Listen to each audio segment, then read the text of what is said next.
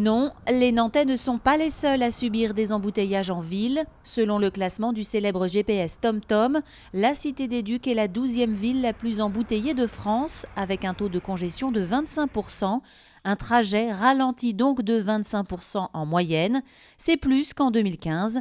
Voici pour info le podium, Marseille en tête, suivi de Paris et Bordeaux. Direction la Côte ce mardi pour une immersion à la criée de La Turballe. Menacée de fermeture en 2010, elle a décidé de mutualiser son activité avec sa voisine du Croisic. Et depuis, tout va mieux.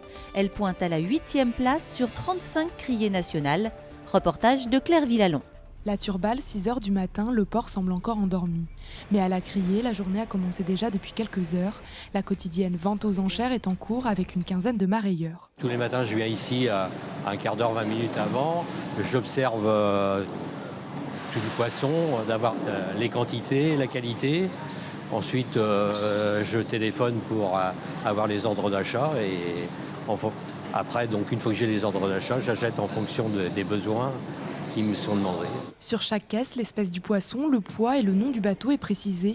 Des informations indispensables pour les marailleurs. C'est grâce à un boîtier électronique qu'ils font monter les enchères. Et ce matin-là, la pêche a été bonne. On avait à peu près 60 tonnes de poissons qui sont arrivés dans la nuit, qui ont été enregistrés dans nos systèmes de vente informatique et qui donc ont été présentés aux acheteurs et vendus lot par lot. Depuis 2011, les criées de la Turballe et du Croisic connaissent un nouvel essor grâce à la création de la Société anonyme d'économie mixte. Je pense qu'on a bénéficié à la fois d'un modèle de gestion sous forme de complémentarité et de mutualisation. Ça a été un des atouts.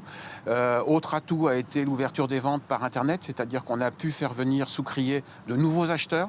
Donc ça a créé de l'émulation auprès des marailleurs, mais du coup ça a rendu les criées plus attractives et ça a incité les pêcheurs également à revenir dans leur port. Désormais, la Turballe se place en 8e position des criées françaises en quantité de marchandise et en valeur. En 2016, ce sont près de 11 300 tonnes de poissons qui ont été débarquées pour un montant de 41 millions d'euros.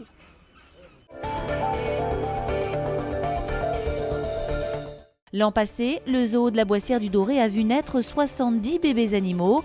2017 commence très fort avec une naissance exceptionnelle, celle d'un petit ours en catimini. La grossesse et la mise bas se sont faits à l'abri des regards. Le personnel du zoo a découvert la petite boule de poil il y a quelques jours à la sortie de l'hivernation de sa maman. Éric Egon.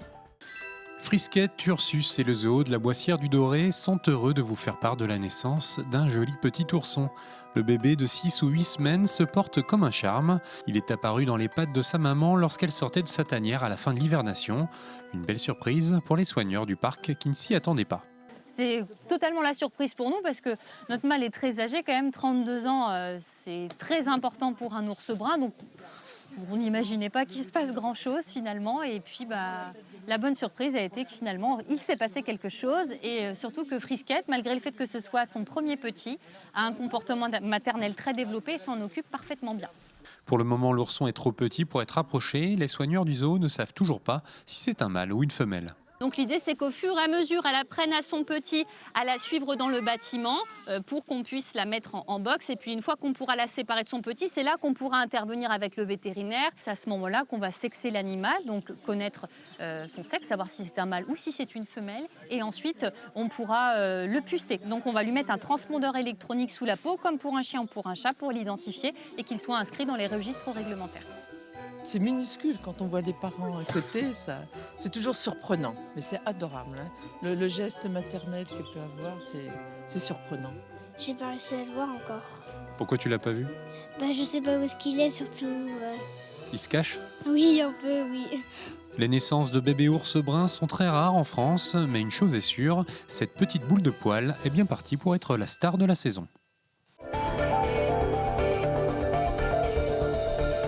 Aux origines du surréalisme, cendres de nos rêves, c'est la nouvelle exposition au Château des Ducs, à Nantes, jusqu'au 28 mai.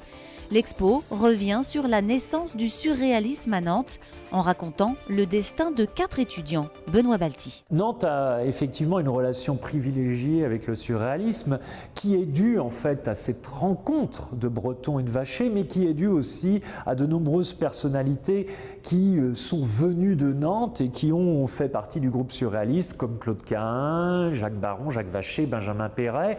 Et en quelque sorte, cette ville a toujours été un peu magnétique dans la mesure où le surréalisme y a toujours résonné en fait.